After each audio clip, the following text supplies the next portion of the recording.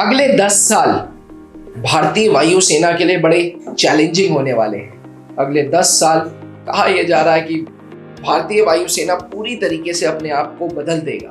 क्या होने वाले हैं 10 सालों में और क्या क्या रीजन हुआ चेंज करने का, आइए समझते हैं वेटरन कैप्टन एसके सर से। सबसे पहली चीज ना, इंडिया जैसे कंट्री के लिए जी आपकी आर्टिलरी और एयरफोर्स बहुत स्ट्रांग होनी चाहिए। 42 स्क्वाड्रन्स होनी चाहिए थी, फाइटर स्क्वाड्रन्स होनी चाहिए थे इंडिया में। ये इंडियन मिनिस्ट्री ऑफ डिफेंस ने खुद कहा था। 2025 तक, जैसा आपने कहा, फ्लाइंग कॉफिन्स जो कहे जाते हैं MiG-21, ये 2025 तक बिल्कुल इतिहास बन जाएंगे, फेज आउट हो जाएंगे बिल्कुल जी। 2025 के बाद अगली बारी जो आएगी वो आएगी जैगवार।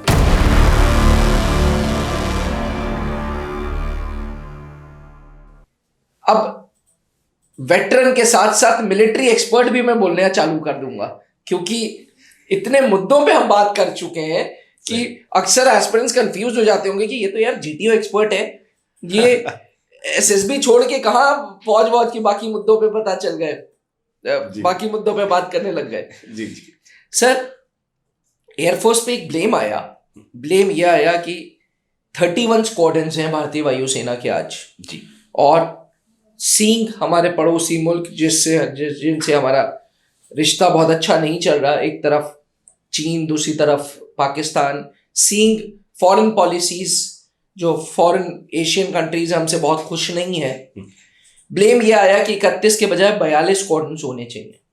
हाँ, 42 होने चाहिए थे। दूसरी न्यूज ये आई कि फ्लाइंग कॉफिन्स MiG-21 को धीरे धीरे शट किया जा रहा है, वो स्क्वाड्रन्स को बंद किया जा रहा है। जायज बात है सर। अब भारतीय वायुसेना इस प्रेशर से कैसे कोप अप करेगा? भारतीय वायुसेना कैसे वो कहते हैं ना, समय के साथ चलना कैसे कर पाएगा? सर 26 साल लग गए तेजस को बनने में। जायज बात है सर। अदरवाइज MiG-21 बहुत पहले, लगभग 2000 के आसपास इसको बाहर चले जाना चाहिए था। और पायलट्स भी कई लोगों से जब बात होती थी तो वो कहते थे यार उड़ते तो हैं बट आएंगे कि नहीं आएंगे, ये बड़ा डर लगा रहता था। बहुत बड़ा, it was very challenging for them.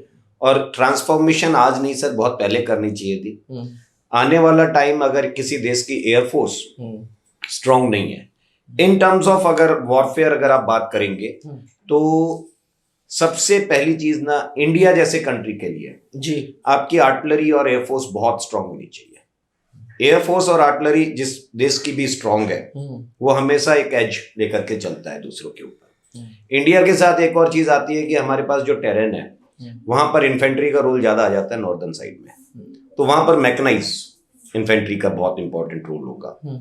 Plus फिर जो आर्मर्ड वेस्टर्न फ्रंट पर, बट आर्मर्ड और इन्फेंट्री से भी ज्यादा जरूरी, किसी भी परिस्थिति में आप लड़ने जाएंगे तो आर्टिलरी और एयरफोर्स का स्ट्रांग होना बहुत हद तक लड़ाई के रिजल्ट को तय करेगा। आने वाला समय यही आ रहा है, ठीक है। और अगर आप देखें कि 42 स्क्वाड्रन्स होनी चाहिए थी, फाइटर स्क्वाड्रन्स होनी चाहिए थी इंडिया में, ये इंडियन मिनिस्ट्री ऑफ डिफेंस ने खुद कहा था जी। लेकिन अभी हम 11 कम है उनसे, 31 है हमारे पास। देखिए 2 हमारे पास राफेल की स्क्वाड्रन है, 13 सुखोई 30 मार्क 1 की स्क्वाड्रन्स हैं, 2 तेजस मार्क 1 की स्क्वाड्रन है, 3 मिराज 2000 की स्क्वाड्रन है, 5 जैगवार की स्क्वाड्रन है, 3 MiG-29 और 3 MiG-21 की स्क्वाड्रन्स हैं। तो इस तरीके से टोटल 31 स्क्वाड्रन्स है हमारे पास।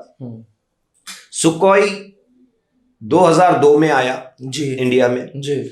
राफेल 2020 में आया। 18 साल तक आप सिर्फ उसी चीज को कि तेजस आएगा, इस अप्रोच में आपने कोई नया प्रोक्योरमेंट या नया कोई डेवलपमेंट नहीं देखा होगा एयरफोर्स के अंदर, ठीक है। अब टाइम चेंज हो रहा है धीरे धीरे। 2025 तक, जैसा आपने कहा, फ्लाइंग कॉफिन्स जो कहे जाते हैं MiG-21, ये 2025 तक बिल्कुल इतिहास बन जाएंगे, फेज आउट हो जाएंगे बिल्कुल जी। 2025 के बाद अगली बारी जो आएगी वो आएगी जैगवार की, जो कि आपके पास देखिए जामनगर में है और उधर कार निकोबार, अंडमान निकोबार में है, तो वो भी फेज आउट हो जाएंगे। फिर जैगवार के बाद तीसरा नंबर आने वाला है MiG-29 का, और MiG-29 के बाद अगले 10 साल के अंदर मिराज 2000 भी आप बाहर जाते हुए देख रहे हैं। तो ये 4 मेजर एयरक्राफ्ट बाहर चले जाएंगे। अब इसकी भरपाई इंडियन एयरफोर्स कैसे करेगी? इंडियन एयरफोर्स के पास अभी देखिए सबसे बेहतर तो है राफेल जी है ना, जो कि 4.5 जनरेशन 4.5 जनरेशन है ना।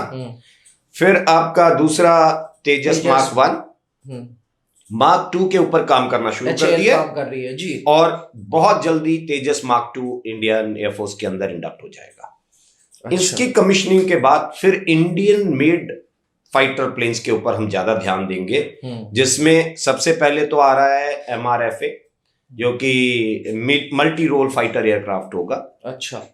और दूसरा आ रहा है AMCA, advance medium combat aircraft, जिसके ऊपर एक वीडियो आपने पहले बनाई हुई है जी, ना जी। तो ये जो है ये नेक्स्ट इन लाइन जो आएंगे, ये 3 एयरक्राफ्ट आने के बाद उनकी भरपाई बहुत हद तक पूरी हो जाएगी। अच्छा। तो ये बड़ा ट्रांसफॉर्मेशन इंडियन एयरफोर्स के अंदर आएगा अगले 10 सालों के अंदर। सर ये जो ट्रांसफॉर्मेशन होगा ये टेक्नोलॉजी के को रूबरू में रखते हुए होगा? जी हाँ, बिल्कुल। MRFA और AMCA तो इंडिया बिल्कुल आगे आने वाली टेक्नोलॉजीज को ध्यान में रखते हुए ही बना रहा है। तो बहुत हद तक हम जो है टेक्नोलॉजी से बराबरी नहीं करना चाह रहे हैं, rather India is looking again an edge on the technological front. तो वहां पर और बेहतर काम करना चाह रहे हैं लोग। कहीं ना कहीं sir dependency on foreign countries will make us कहीं ना कहीं हाथ पैर कटने से लगते हैं सर। जी हाँ, बिल्कुल। देखिए सुखोई 30 आना था जी, सुखोई 30 12 प्लेन्स और आने थे इंडिया में, मगर देखिए यूक्रेन और रशिया की वॉर शुरू हुई और वो प्लेन हमारे अटक गए। तो अब इंडिया जो है why should India compromise on the security, why should be compromise. तो अब इंडिया जो है वो बिल्कुल अपने ऊपर आश्रित हो जाएगा कि हम अपना ही मेक इन इंडिया पहुंच जाएंगे करके जाना सर, है आगे। अगले 10 सालों में जो अभी हमें टाइटल मिला है top 5 air force of the world, क्या हम अगले 10 सालों में top 3 air force of the world बिल्कुल आने वाले हैं सर, बिल्कुल। तो टॉप 3 में आराम से आ जाएंगे हम लोग, आ जाएंगे बिल्कुल आ जाएंगे। क्योंकि नए नए ब्रांचेस भी बन रहे हैं। हाल ही में वेपन सिस्टम ब्रांच 1 साल पहले इंट्रोड्यूस हुआ, तो नई नई चीजें भी आ रही हैं। एक्चुअली देखिए सर, जो आपने एक बात कही ना कि सर 26 साल लग गया तेजस को बनने में जी, प्रॉब्लम क्या है, इंडियन मैन्युफैक्चरिंग में दिक्कत नहीं है, दिक्कत है इंडिया की रिसर्च एंड एनालिसिस के अंदर। ये जो गवर्नमेंट आई है इससे पहले तक का अगर आप डेटा उठा करके देखेंगे जी, तो DRDO के पास सरप्लस पैसा पड़ा रहता था, अनयूज्ड मनी DRDO को दिया जा रहा है, रिसर्च एंड डेवलपमेंट एनालिसिस के लिए दिया जा रहा है, बट हम अपने R&D पर उतना पैसा खर्च ही नहीं कर पाते थे। ठीक है, अब वो चीज खत्म हो गई है। अब उतने इस स्पीड से रिसर्च चल रही है, रिसर्च एंड डेवलपमेंट पर बहुत काम किया इंडिया ने, और यही आपके मैन्युफैक्चरिंग स्किल्स को आगे ले जा रहा है। So ultimately we are in safe hands sir, हम ये कह सकते हैं। For sure we are in safe hands. भारतीय वायुसेना तो अपनी टेक्नोलॉजी आधुनिक करती जा रही है, आप भी अपने आप को टाइम के साथ एडवांस्ड करिए, आप भी प्रॉपर गाइडेंस के साथ, प्रॉपर ट्रेनिंग के साथ सर्विसेज सिलेक्शन बोर्ड इंटरव्यूज को अपीयर करिए, क्योंकि आने वाला समय इज टू मच कॉम्पिटिटिव। जो आज सर्विसेज सिलेक्शन बोर्ड का पास रेट है, it is near 3.6%। In coming times ये और कम होगा, और सिर्फ best of the best candidates will get selected, क्योंकि best of the best technology air force, army and navy ला रही है। तो aspirants, go prepared, take proper guidance from proper assessors जो त्रिशूल डिफेंस एकेडमी में अवेलेबल है। 20 साल का इतिहास हो गया, 650 से ज्यादा अधिकारियों की गिनती पूरी हो चुकी है, जो आज भारतीय थल सेना, भारतीय वायुसेना, भारतीय नौसेना का एक हिस्सा है। आप भी अपने उज्जवल भविष्य के लिए आज ही त्रिशूल डिफेंस एकेडमी आए और फौज में अपना करियर बनाएं। Thank you. आशा करता हूं कि ये वीडियो पसंद आई हो, क्योंकि ये जनरल फैक्ट्स की वीडियो है, तो मेरी गुजारिश रहेगी कि आप इस वीडियो को ज़्यादा से ज़्यादा शेयर करें, और चैनल को अगर सब्सक्राइब नहीं किया है तो please subscribe our channel. Thank you. जय हिंद। अब डिफेंस एग्जाम क्रैक करना हुआ और भी आसान, त्रिशूल डिफेंस एकेडमी लेकर आए हैं बिल्कुल ही एडवांस लर्निंग ऐप। तो आज ही ज्वाइन करें और स्टार्ट करें अपनी ऑनलाइन क्लासेस।